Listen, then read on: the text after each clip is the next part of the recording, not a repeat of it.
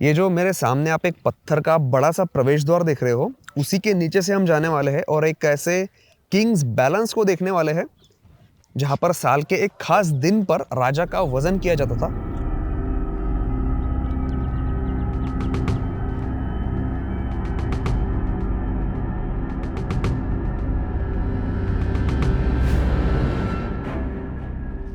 और ये रहा वो किंग्स बैलेंस जिसकी मैं बात कर रहा था। और इसके लेफ्ट साइड में ये जो आप एक पुराना मंदिर देख रहे हो, इसके अंदर भी पत्थर का एक बहुत ही खास स्ट्रक्चर रखा हुआ है, वो भी मैं आपको दिखाऊंगा। लेकिन उसके पहले बात करते हैं इस राजतुला की। दोस्तों, welcome back to this new video. अभी मैं आपको दिखाने वाला हूँ कर्नाटक के हम्पी में मौजूद विजयनगर साम्राज्य का राजतुला। इसमें एक तराजू होता था। तराजू के एक पगड़े में बैठते थे राजा और दूसरे में राजा के वजन के बराबर फूड ग्रेन्स तोलते थे। और वो फूड ग्रेन्स जो थे, वो जो धान जो था, वो गरीबों में फिर बांट दिया जाता था। तो इस तरह का ये राजतुला यहाँ पर हम देख सकते हैं, पूरी तरह से पत्थर का बना हुआ, जिसमें कई बार विजयनगर के जो राजा थे, कृष्णदेव राय के साथ ही बाकी दूसरे अन्य पराक्रमी राजा, उनको तोला गया था और उनके वजन के बराबर धान गरीबों में बांटा गया था। इस किंग्स बैलेंस का इस्तेमाल खासतौर पर होता था दशहरे के दिन, क्योंकि इस त्योहार का विजयनगर साम्राज्य में अद्भुत महत्व था।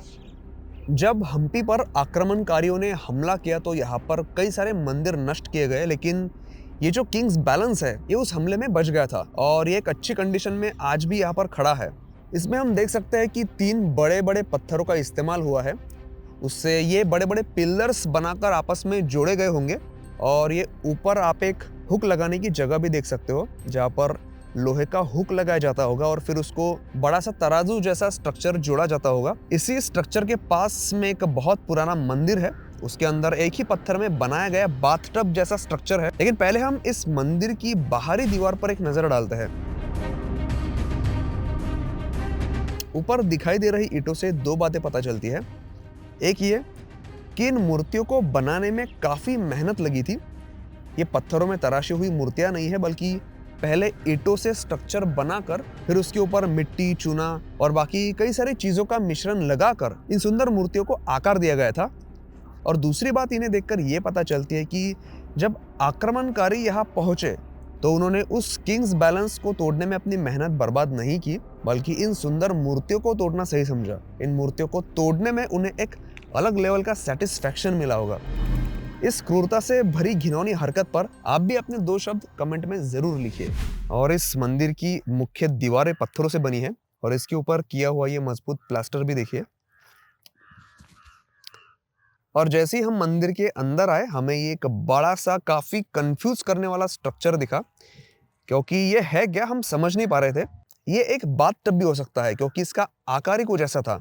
और इसमें नीचे की तरफ अगर आप ध्यान से देखोगे तो पानी जाने के लिए एक छोटा सा छेद भी बनाया हुआ देख सकते हैं। लेकिन अगर फिर ऐसा है तो इसे मंदिर में क्यों रखा गया? हो सकता है कि आज इस मंदिर में मूर्ति नहीं है तो इसीलिए इसे यहाँ रखा होगा। और यहाँ पर ऐसे एक नहीं बल्कि 2 स्ट्रक्चर मौजूद है, तो शायद ऐसा भी हो सकता है कि राजतुला के समय में धान या फिर सिक्के रखने के लिए इन बड़े से टब का इस्तेमाल होता होगा। मैं ये सवाल आपसे भी पूछता हूँ कि आपको क्या लगता है कि ये जो 2 टब है, इनका इस्तेमाल किस लिए होता होगा? आप कमेंट करके जरूर बताइए।